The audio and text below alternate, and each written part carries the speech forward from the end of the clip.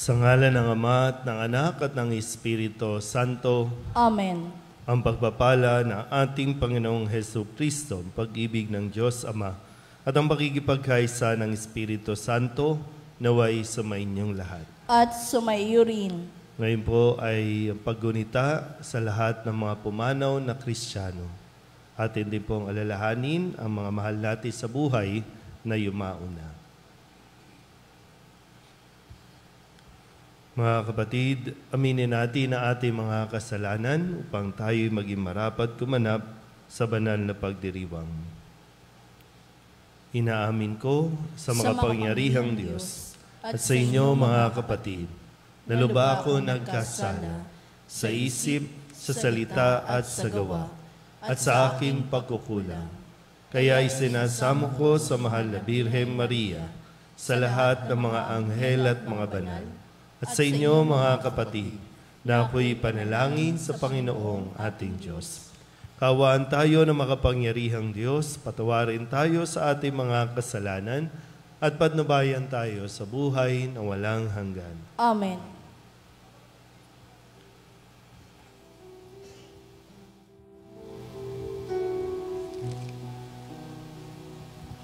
Panginoon, kawan mo kami, kawan mo kami. Panginoon, kawan mo kami, kawan mo kami. Kristo, kawan mo kami, kawan mo kami. Kristo, kawan mo kami, kawan mo kami. Panginoon, kawan mo kami, kawan mo kami. Panginoon, kawan mo kami, kawan mo kami.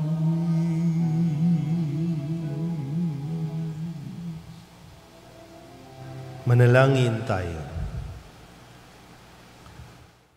Ama naming makapangyarihan, dinggin mo ang aming mga kahilingan upang sa pagpapahayag ng aming pananampalataya sa anak mong nabuhay mula sa mga patay, ang aming pag-asang manabik sa pagkabuhay ng mga lingkod mo ay tumibay sa pamamagitan niya, kasama ng Espiritu Santo, magpasawalang hanggan. Amen. Umupo ang lahat.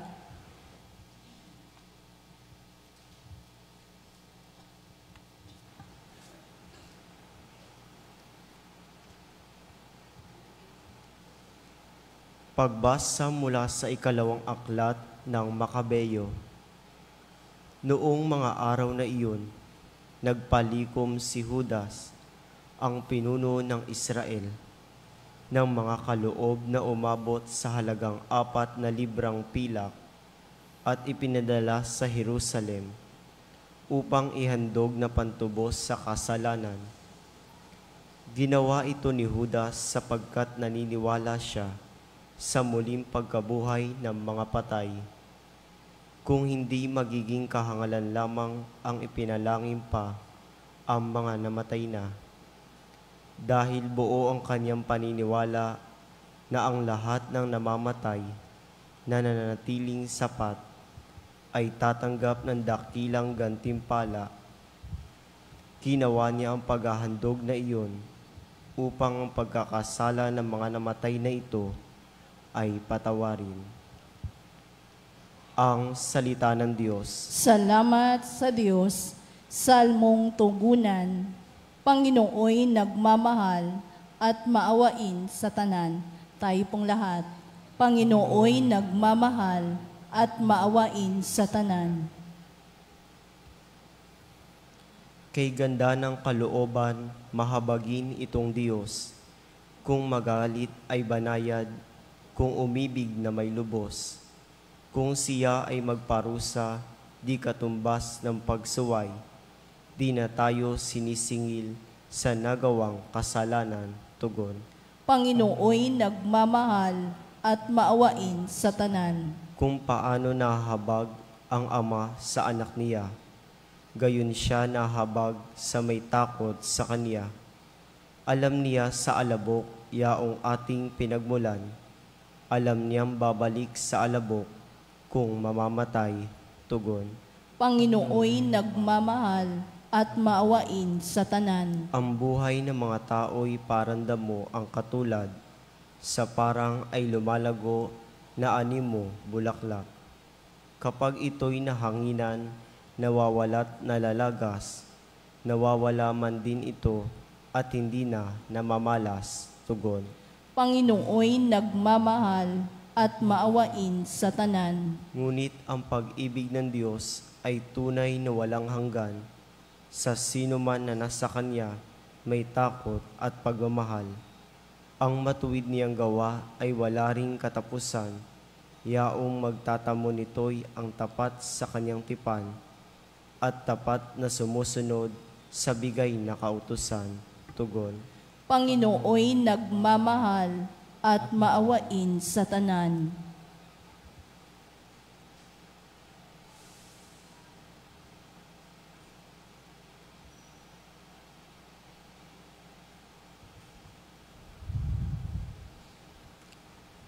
Pagbasa mula sa sulat ni Apostol San Pablo sa mga taga-Roma. Mga kapatid, kung ang Diyos ay panig sa atin, sino ang laban sa atin? Hindi niya ipinagkait ang sarili niyang anak, kundi ibinigay pa para sa ating lahat. Kung naipagkaloob niya sa atin ang kanyang anak, hindi ba niya ipagkakaloob sa atin ang lahat ng bagay kasama ng kanyang anak? Sino ang maghaharap ng sakdal laban sa mga hinirang ng Diyos? Gayong, ang Diyos ang nagpawalang sala sa kanila. Sino nga ang hahatol ng kaparusahan? Si Kristo Jesus bang nasa kanan ng Diyos? Siya pa nga ang namatay at muling binuhay, at ngayon namamagitan para sa atin. Sino makapaghihiwalay sa atin sa pagmamahal ni Kristo? Ang paghihirap ba? Ang kapighatian? Ang pag-uusig? Ang gutom? Ang kahubaran? Ang panganib? O ang tabak? Hindi ang lahat ng ito'y kayang-kaya nating pagtagumpayan sa pamamagitan niya na nagmamahal sa atin.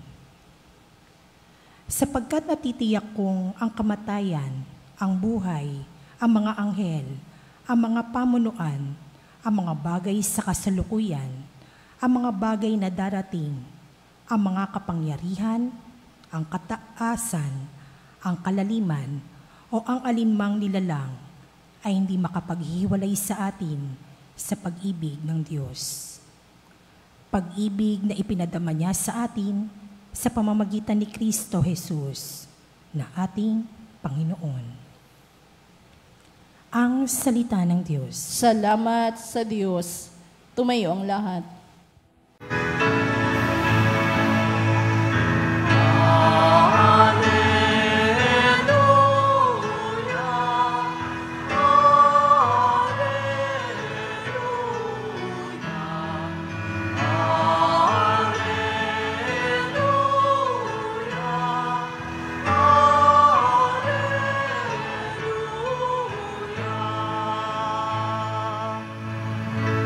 Sa daigdig ay laganap,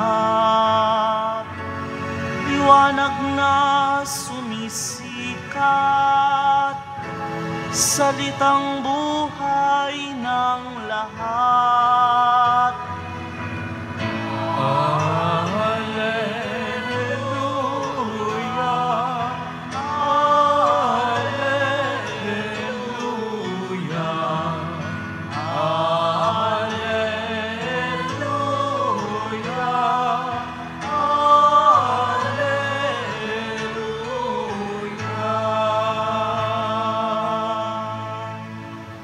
Sumainyo ang Panginoon. at sumaiyo rin. Ang mabuting balita ng Panginoon ayon kay San Juan. Papuri sa iyo, Panginoon. Noong panahong iyon, si Jesus ay tumingala sa langit at nanalangin. Ama, nais kong makasama sa aking kinaroroonan ang mga ibinigay mo sa akin, upang mamasdan nila ang karangalang bigay mo sa akin. Sapagkat inibig mo na ako bago pa nilikha ang sanlibutan. Makatarungang Ama, hindi ka nakikilala ng sanlibutan, ngunit nakikilala kita at nalalaman ng mga ibinigay mo sa akin na ikaw ang nagsugo sa akin. Ipinakilala kita sa kanila at ipakikilala pa, upang ang pag-ibig mo sa akin ay sumapuso nila at ako na may sumakanila. Ang mabuting balita ng Panginoon. Pinupuri ka namin, Panginoong Hesukristo. Isang mapagpalang umaga po sa inyong lahat. Ngayon po ay inaalala natin sa misang ito ang lahat ng mga yumaong Kristiyano, ang lahat ng mga yumaong kakilala natin, ang mga nakalimutan na, mga yumao, dulot ng mga trahedya at mga sakuna. Nakadalaw na po ba sa mga puntod? Iba na mga nasa malayo, no? Ang ginagawa natin ay nagtitirik tayo ng kandila, no? Sa mga pintuan o sa altar bilang pag-aalay ng panalangin para sa mga kaluluwa ng mga yumao natin mahal sa buhay. Kahapon, ang ipinagdiwang natin, bahagi ng ating pananampalataya na may mga tao nang nakapasok sa langit, mga nagtagumpay na at mga pinangaralan bilang mga banal o mga santo at santa na nakasunod sa kautusan ng Diyos, natutong magtiis at maging masaya sa mga biyaya na ibinigay sa kanila ng Diyos.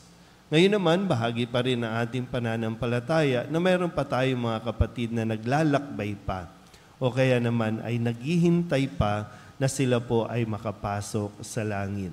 Dumadaan pa sa paglilinis, kaya nga mayroon tayong purgatorio. At matapos ang panahon ng paglilinis, sila po ay papasok na sa pintuan ng langit. Gaya ng madalas kong pinapaalala, dalawa lang naman ang pupuntahan natin, ang impyerno o ang langit. At tayo po ang nagdidesisyon. Ito ay kalayaang ibinigay sa atin at ipinagkaloob sa atin ng Diyos. Napiliin siya o tanggihan siya. Kaya nasa atin kung saan tayo pagdating o sa kabilang buhay. Tayo ba ay mapupunta sa impyerno o tayo ay mapupunta sa langit? Ang mga mapupunta sa langit ay yung mga kumikilala sa ating Panginoon. Na siya namang ginawa ni Jesus na ipinakilala niya ang dakilang Diyos Ama. At ang sino man na kumikilala kay Kristo ay kikilala din sa kanyang Ama, na ating ding Diyos Ama. At yung mga ayaw, bagamat ginawa na ni Jesus ang lahat, no? Kaya nga meron tayong simbolo, yung krus na kanya pong pinasan at kanya din namang niyakam.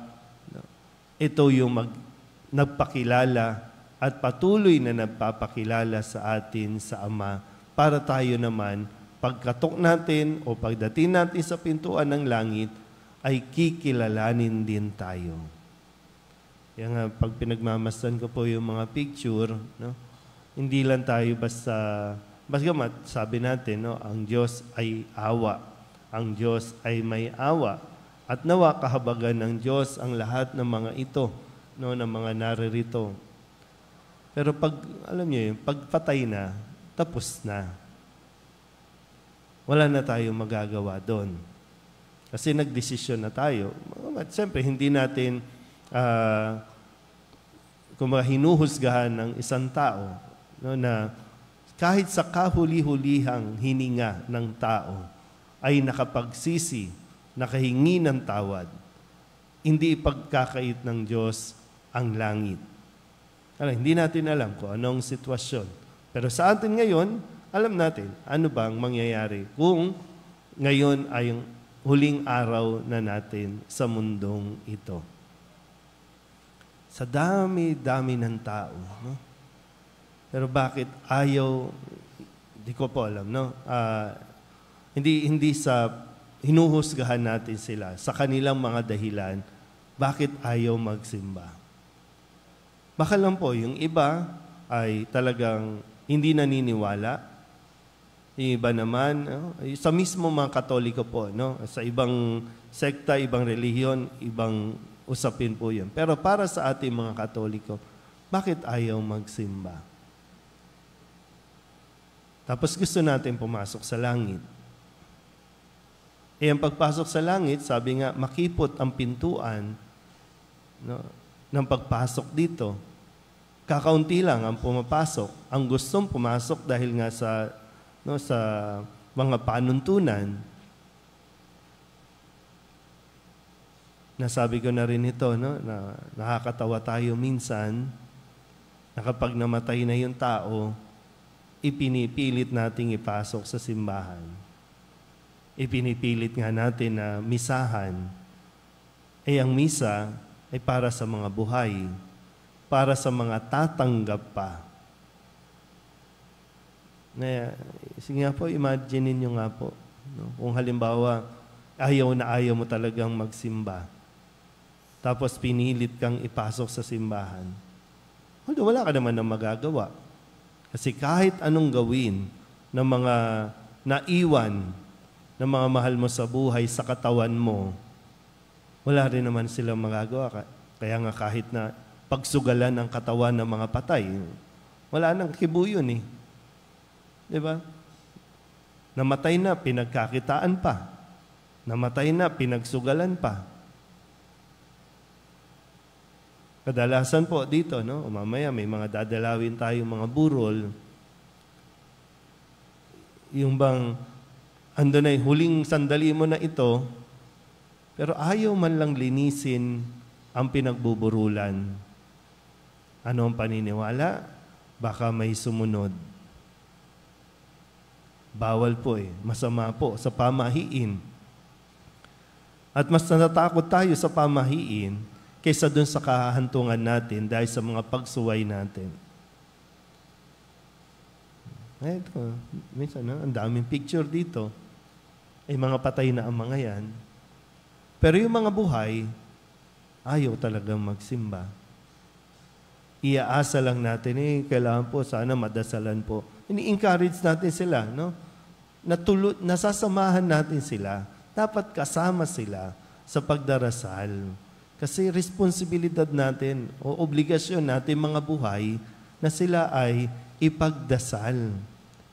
Sabi nga, no, sila ay, kumbaga, naghihirap pa sa paglilinis at ang tanging maitutulong natin ay yung pagdarasal.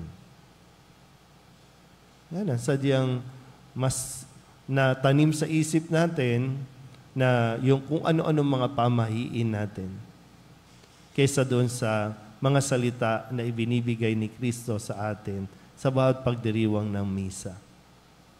Pero kayo po, no, imagine niyo na lang din, no, kung pag nawala kayo, hindi na kayo pinagdarasal ng mga mahal niyo sa buhay. Kaya huwag din kayo maniwala, no, na minumulto kayo dahil kinalimutan niyo na siya. Yung kinakalabit yung paa, o kaya naman biglang nagiging paro-paro. No? O ano pa bang ini-imagine nyo na nakita? Uod, langaw, ano pa ba? Hindi po gano'n ang pananampalataya natin. Kapag namatay tayo, hindi na yan makakabalik. Ang mga multo na naririyan, sarili nating multo. O kaya naman, talagang masamang espiritu na nandiyan dyan para takutin ka. Pag namatay ang tao, paglilinis, o diretso na sa langit, o diretso sa impyerno. Wala na silang magagawa pa para sa atin. Pero tayo, marami pa tayo magagawa para sa kanila. Sa ganon, sa araw, sila po ay mapabilang na sa mga banal doon sa langit. At tayo rin naman magsumikap na magpakabanal para naman magkasama-sama tayo sa langit na tahanan. Amen?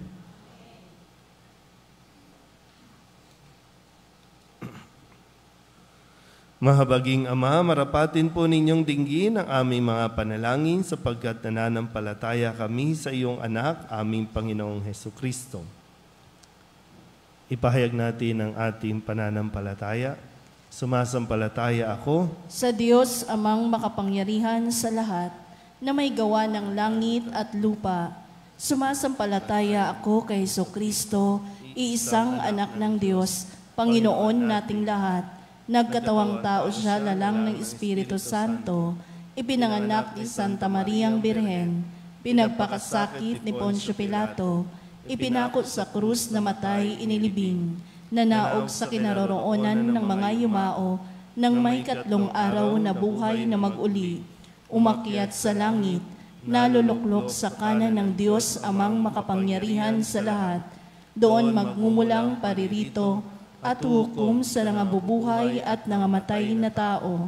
Sumasampalataya naman ako sa Diyos Espiritu Santo, sa banal na simbahang Katolika, sa kasamahan ng mga banal, sa kapatawaran ng mga kasalanan, sa pagkabuhay na muli ng nangamatay na tao, at sa buhay na walang hanggan. Amen. Lumalapit kami sa iyo sa pamamagitan ni Maria bilang isang sambayanan. Taimtim tayong manalangin at sabihin, sa pamamagitan ng mahal na Birhen ng Soledad, Ama, pakinggan mo kami. Sa pamamagitan ng mahal na Birhen ng Soledad, Ama, pakinggan mo kami. Sa pamamagitan ng aming binyag, kami ay tinawag mo sa pananampalataya.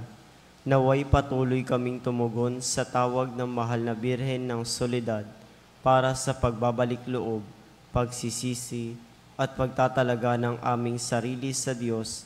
Manalangin tayo. Sa pamamagitan ng mahal na Birhen ng Soledad, Ama, pakinggan mo kami. Ama, idinudulog namin sa iyo ang mga pinuno ng aming pamahalaan. Ipagkaloob mo po sa kanila ang katapatan sa paglilingkod at naway kumilos sila para sa kabubuti ng sambayan ng Pilipino, lalo na ang mga nagugutom at naghihirap. Manalangin tayo. Sa pamamagitan ng mahal na Birhen ng Soledad, Ama, pakinggan mo kami. Ama, inilalapit namin sa iyo ang aming parokya, ang Nuestra Señora de la Soledad, at ang mga samahan na bumubuo nito, gayon din ang Arkidiocese ng Maynila at ang Simbahang Katolika sa bawat sulok ng mundo. Gawin mo kaming masigasig na makibahagi sa mga gawain ng simbahan, maging bukas palad sa pag-aalay ng sarili, sa gawa at panalangin, at mamunga nawa ang lahat ng ito ng kabanalan, hustisya at kapayapaan. Manalangin tayo. Sa pamamagitan ng mahal na Birhen ng Soledad, Ama, pakinggan mo kami. Si Jesus ay nanatili sa ating piling sa Santisimo Sakramento, kaya kami po ay nananalangin para sa bukasyon sa pagpapari, upang patuloy namin matanggap ang pagpapala na Eucharistia na sentro ng Kristiyanong pamumuhay. Manalangin tayo. Sa pamamagitan ng mahal na Birhen ng Soledad, Ama, pakinggan mo kami. Ipinakita ni Jesus ang kanyang pagmamalasakit sa mga may sakit, kaya't natatangi naming hiling na lingapin mo at palakasin ang mga kapatid naming may karamdaman at nanghihina. Manalangin tayo. Sa pamamagitan ng mahal na Birhen ng Soledad, Ama, pakinggan mo kami. Idinadalangin namin ang lahat ng mga kapatid naming yumao na, patawarin ang kanilang kasalanan at gantimpalaan sila ng tahanan sa langit. Manalangin tayo. Sa pamamagitan ng mahal na Birhen ng Soledad, Ama, pakinggan mo kami. Bilang ina, ipinakita ni Maria ang mga mabubuting katangian, lalo na ang katapatan, pagpapakumbaba, pagsunod at kalinisan, upang hindi maging hadlang sa misyon ng kanyang anak. Kaya itinataas namin sa iyo ang mga kababaihan at mga ina ng tahanan, na pagkalooban mo sila ng puso tulad ng kay Maria, at maging inspirasyon nawa sila ng aming pamayanan at ng bawat mag-anak. Manalangin tayo. Sa pamamagitan ng mahal na Birhen ng Soledad, Ama, pakinggan mo kami. Sa katahimikan, atin ding alalahanin ang mga yumao nating mahal sa buhay.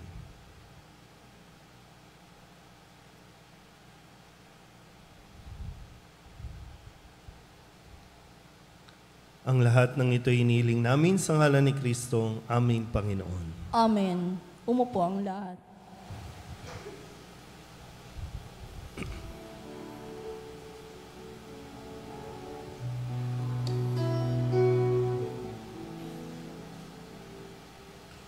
Lalay namin aming buhay. Bawat galak at lumbay, bawat pangarap naming taglay, sa palad mo ilalagay. Manalangin kayo mga kapatid upang paghain natin ay kalugdan ng Diyos amang makapangyarihan.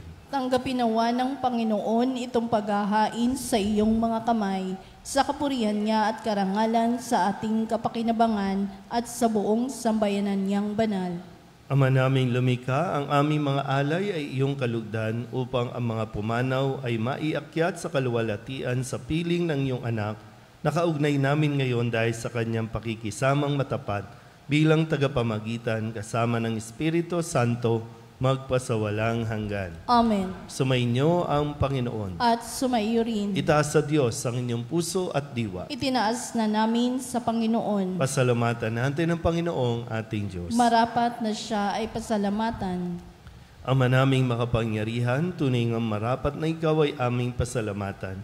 Dahil sa iyong kapasyahan, kaya kami isinilang. Dahil sa iyong kalooban, kaya kami nabubuhay. Dahil sa iyong kahatulan, sa aming sala at pagsuway, kaya kami pumapanaw.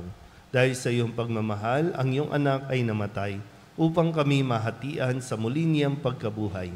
Kaya kaisa ng mga anghel na nagsisiawit ng papuri sa iyo, nang walang humpay sa kalangitan, kami nagbubunyi sa iyong kadakilaan.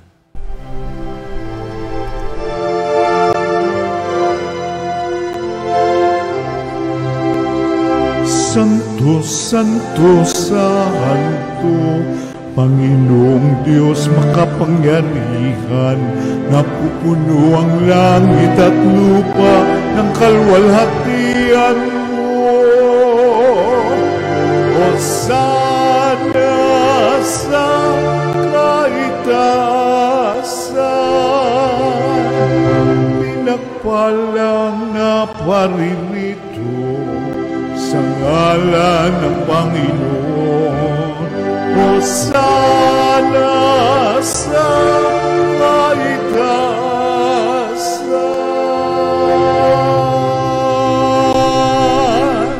Ama naming banal, ikaw ang bukal ng tanang kabanalan. Kaya't sa pamamagitan ng iyong Espiritu, gawin mong banal ang kaloob na ito upang para sa aming maging katawan at dugo ng aming Panginoong Hesus Kristo. Bago niya pinagtiis ang kusang loob na maging handog, hinawakan niya ang tinapay, pinasalamatan kaniya, pinaghati-hati niya iyon, iniabot sa kanyang mga alagad at sinabi, "Tanggapin ninyong lahat ito at kanin, ito ang aking katawan na ihahandog para sa inyo."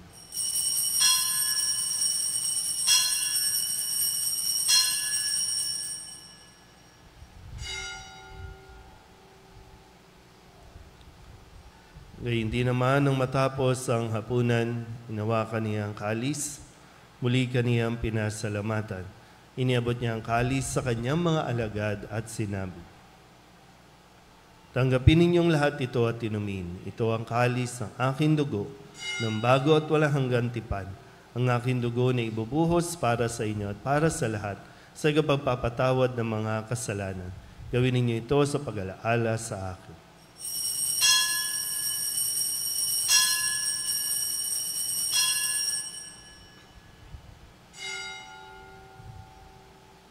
Ipagbunyi natin ang misteryo ng pananampalataya. Si Kristo'y namatay, si Kristo'y nabuhay, si Kristo'y babalik sa wakas ng panahon. Ama, ginagawa namin ngayon ang pag-alaala sa pagkamatay at muling pagkabuhay ng iyong anak. Kaya tiniaalay namin sa iyo ang tinapay na nagbibigay buhay at ang kalis na nagkakaloob ng kaligtasan. Kami nagpapasalamat dahil kami iyong minarapat na tumayo sa harap mo para maglingkod sa iyo. Isinasamo namin kami magsasalo-salo sa katawan at dugo ni Kristo ay mabuklod sa pagkakaisa sa pamamagitan ng Espiritu Santo. Ama, lingapin mo ang iyong simbahang laganap sa buong daigdig. Huspusin mo kami sa pag-ibig, kaysa ni Leon na aming Papa at ni Jose na aming Obispo at ng Tanang Kaparian. Alalahanin mo rin ang mga kapatid naming nahimlay, na may pag-asang sila'y muling mabubuhay, gayon din ang lahat ng mga pumanaw. Kawaan mo sila at patuloyin sa iyong kaliwanagan.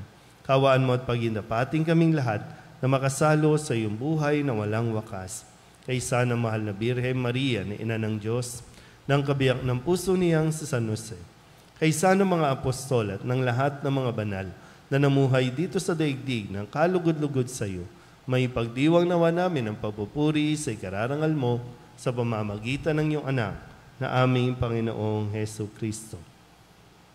Sa pamamagitan ni Kristo, kasama niya at sa Kanya, ang lahat ng parangal at papuri ay sa iyo, Diyos amang makapangyarihan, kasama ng Espiritu Santo, magpasawalang hanggan. Amen.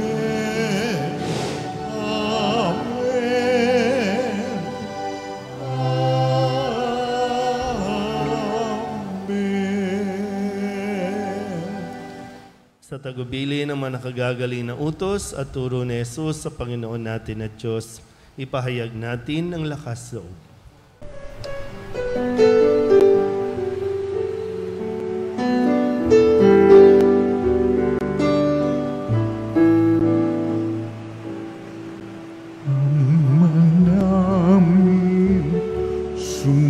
Sumasalang ka, sambahin ang ngalan mo, mapasamin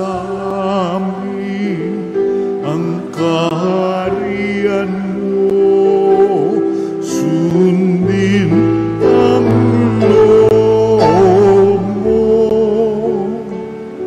dito sa lupa para nang sa langit. Bigyan mo po kami ngayon ng aming kakanin sa araw-araw at patawarin mo kami sa aming mga sala para ng pagpapatawan namin sa nagkakasala sa amin, at huwag mo kaming ipagdulot sa tukso, at yadya mo kami sa lahat ng masama. Inihiling namin kami iadya sa lahat ng masama, pagkalooban ng kapayapaan araw-araw, iligtas sa kasalanan at ilayo sa lahat ng kapahamakan, samantalang aming pinananabikan ang dakilang araw ng pagpapahayag ng tagapagligtas naming sa Heso Kristo. sapagkat iyo ang kaharian at ang kapangyarihan at ang kapurihan magpakailanman. Amen. Panginoong Heso Kristo, sinabi mo sa iyong mga apostol, kapayapaan ang niiwan ko sa inyo, aking kapayapaan ang binibigay ko sa inyo. Tunghayan mo ang aming pananampalataya at huwag ang aming mga pagkakasala. Pagkalooban mo kami ng kapayapaan at pagkakaisa ayon sa iyong kalooban, kasama ng Espiritu Santo, magpasawalang hanggan. Amen. Ang kapayapaan ng Panginoon ay laging sumainyo. At sumaiyo rin. Mabigayan po tayo ng kapayapaan sa isa't isa.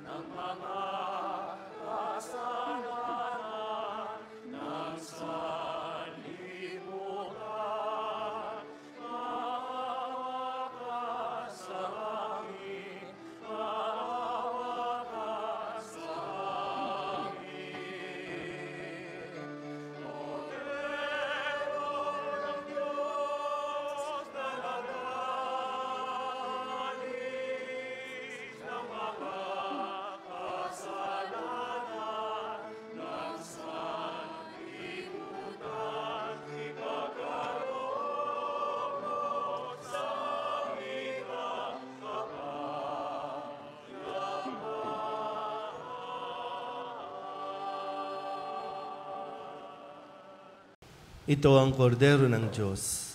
Ito ang nag-aalis ang kasalanan ng sanlibutan. Mapalad ang mga inaanyayahan sa kanyang piging.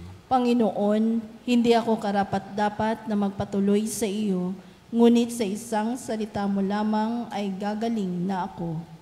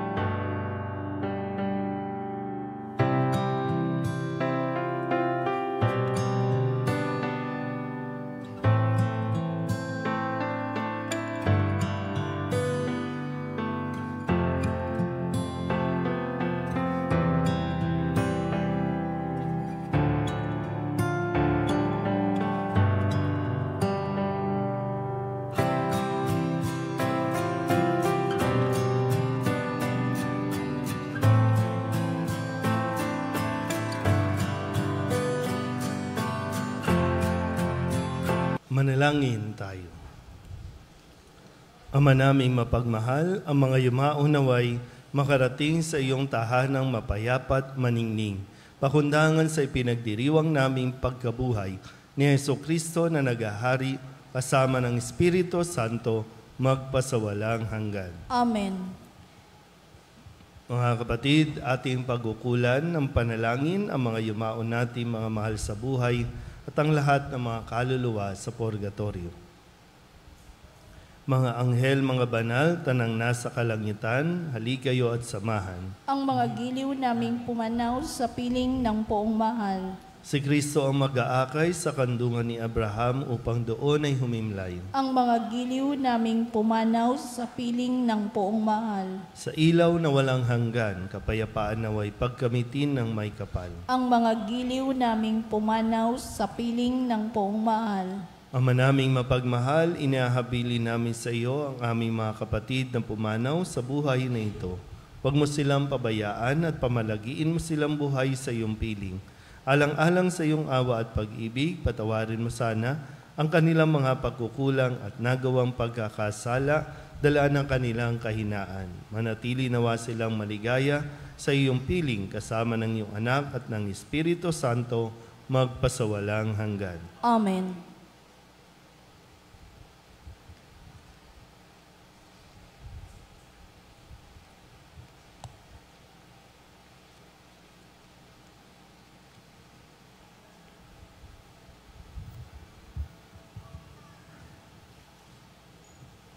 Kapayapaan kailanman ang igawad na may kapal sa mga yumaong ating mahal. Sila nawa ay silayan ng ilaw na walang hanggan. Muli po, yan ang realidad na tayo po ay hahantong sa wakas ng ating buhay. Hindi dapat katakutan ang kamatayan, kundi dapat pinaghahandaan natin ang pagharap natin sa Diyos. Huwag matakot sa kamatayan, para nang sa ganon mas mabuhay tayo sa mundong ito ng may pagsunod at takot sa Diyos.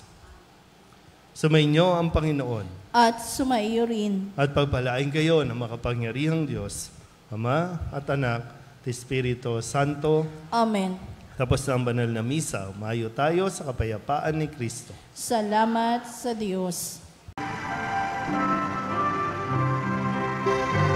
Nuestro Padre Jesus Nazareno, sinasamba ka namin, pinipintungo ka namin, aral mo ang aming buhay at kaligtasan.